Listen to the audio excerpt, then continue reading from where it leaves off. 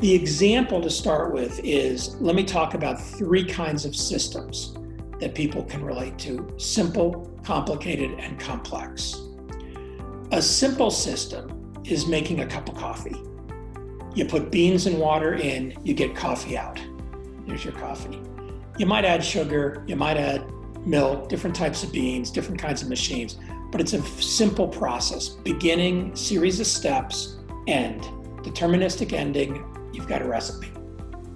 A complicated system is doing your monthly financials. Bunch more steps. They can go in different orders, different inputs each month, different kinds of things that you've got to sort of deal with. But at the end, each month you get a balance sheet, income statement, cash flow statement. It's a deterministic outcome. It's well-defined. It's a bounded problem, beginning, end. A complex system is raising a child.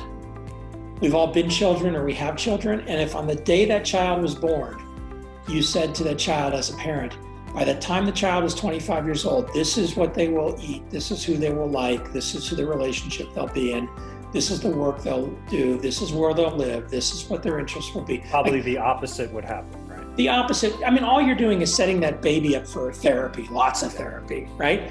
So a startup community is like that. You cannot have a deterministic statement of where it's going to be in the future. If you go back to my Boulder thesis, I talked about needing to have a long-term view about building startup community, at least 20 years into the future.